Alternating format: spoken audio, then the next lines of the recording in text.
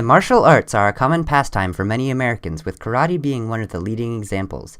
By the measure of the USA Dojo, about 5% of Americans participate in karate or some other martial art each year.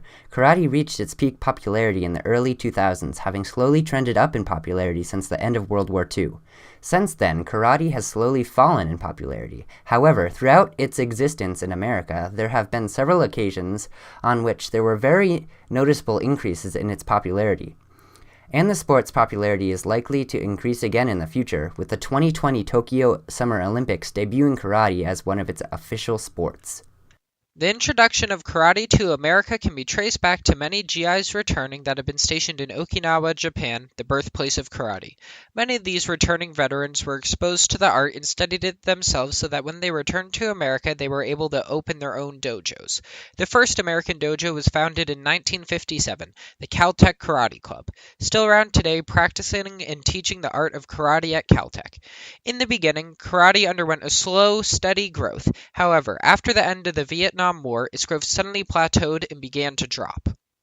But all was not lost. Karate underwent a revival that can be directly connected to the release of The Karate Kid, and actors like Bruce Lee and Chuck Norris popularizing a simplified form of karate in their many action-packed blockbusters in the late 70s and early 80s.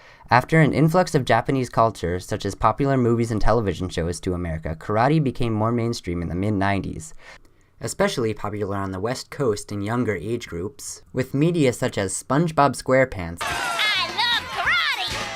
I love karate! I love money! I hate all of you. The Office, I am now senpai, which is assistant sensei. Assistant to the sensei, that's pretty cool. Assistant sensei. Okay. I am a practitioner of Goju-Ryu Karate here in Scranton. and obviously The Karate Kid, children were exposed to more and more karate at an earlier age, leading to its peak in popularity in the early 2000s. Taking a deeper dive into karate's popularity swings, it becomes clear that popular media has an immense influence that can be directly connected to the popularity of karate. The most obvious influencer is Avildsen's The Karate Kid, the movie in which Daniel LaRusso, played by Ralph Macchio, moves from New Jersey to California. Daniel ends up making enemies of a group of boys who are part of the Cobra Kai dojo.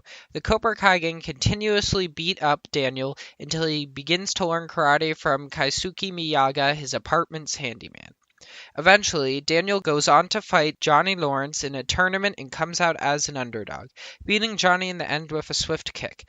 The film provides inspiration for many children to become students of the martial arts, directly influencing the popularity of karate in the U.S. The history of karate in the U.S. began with veterans returning from Japan, bringing karate with them. It was solidified as a staple in American culture through its use in media. Going forward, the future looks bright for karate, with its planned debut as an Olympic sport in 2020. Thanks for listening.